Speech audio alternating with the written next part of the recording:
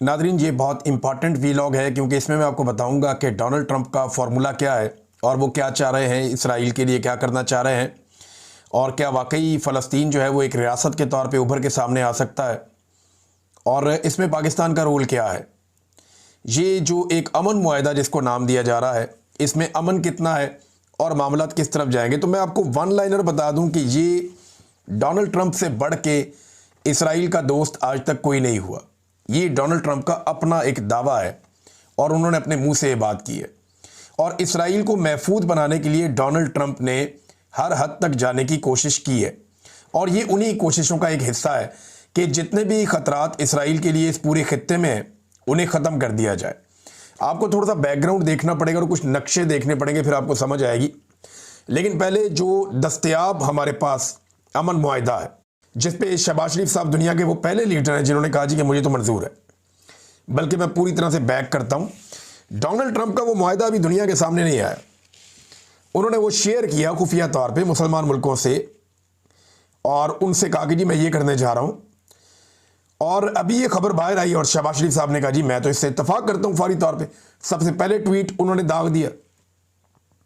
फिर 6 मुसलमान मुल्क हैं जिन्होंने मिलकर इसके ऊपर मुश्तरका तौर पे एक बयान भी जारी किया, जिनमें सऊदीया, उर्दन, अरब अमारात, इंडोनेशिया, कतर, मिस्र, तुर्की और पाकिस्तान। ये मुख्तलिफ ममालिक हैं। इन्होंने मिलकर एक वजारत खारजा जो इन मुल्कों के हैं उन्होंने मिलकर कहा जी डोनाल्ड ट्रंप का जो मनसूबा है वो बिल्कुल ठीक है, हम उसके साथ खड़े हैं।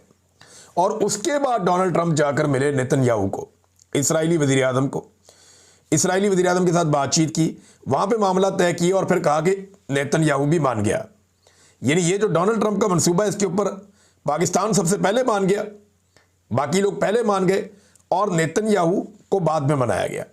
डोनाल्ड ट्रंप ने एक और बात की, उन्होंने कहा जी डे 1 से, शुरू से, बिगनिंग से, जब ये मामला शुरू हुआ था ना, जब डोनाल्ड ट्रंप ये प्लान कर रहा था कि अब क्या करना है फ़लस्तीन में, इसराइल में क्या करना है, किस तरीके से करना है, तो अब्राहम अकॉर्ड के मामले पे पाकिस्तान का फील्ड मार्शल आसिम मुनीर और पाकिस्तान का वज़ीर आज़म शहबाज शरीफ, ये दोनों मेरे साथ थे पहले दिन से और इन्होंने मुझे 100% सपोर्ट दी है। यानी डोनाल्ड ट्रंप का ये कहना है कि अब्राहम अकॉर्ड के मामले पे, अब्राहम अकॉर्ड क्या है एक्चुअली, तो ये पहले भी इन्होंने ये कहा था कि हम फ़लस्तीनियों की मदद करेंगे, फ़लस्तीनियों को इमदाद पहुंचाएंगे, फ़लस्तीनियों के लिए बेहतरीन माहौल पैदा करेंगे और कई मुल्कों से अब्राहम अकॉर्ड के ऊपर दस्तखत करवा दिए। लेकिन उसके बाद फ़लस्तीनियों का बदतरीन कत्लेआम हुआ, तारीख एक रकम हो गई। ये अब्राहम अकॉर्ड है क्या? ये इसराइल को तस्लीम करने का एक तरीका है। माजी में डोनाल्ड ट्रंप ने कुछ मुसलमान मुल्कों से वादा किया था, बहरीन से, यूएई से, दीगर मुल्कों से, कि हम फ़लस्तीनियों को बहुत सारे हकूक देने जा रहे हैं, हम फ़लस्तीनियों को बहुत सारी इमदाद देने जा रहे हैं, उनकी तामीरें नौ करने जा रहे हैं, लिहाजा आप आएँ और फ़लस्तीनियों की खातिर आप तस्लीम कर लें इसराइल को।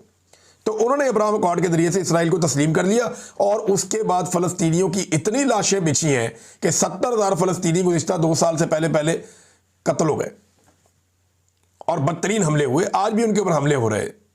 अभी जब मैं आपसे बात कर रहा हूं अभी भी उनके ऊपर अटैक हो रहे हैं। जंगबंदी तो हुई नहीं।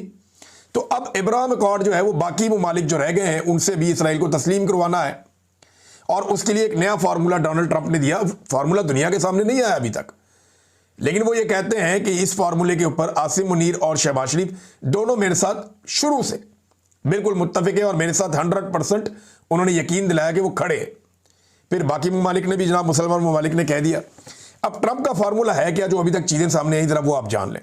नंबर 1, ट्रंप ये चाहते हैं कि जंगबंदी हो जाए और जितने भी इसराइली कैदी हैं जिन्हें पकड़ा हुआ है हमास ने, यरगमाल बनाया, उन सबको छोड़ दें।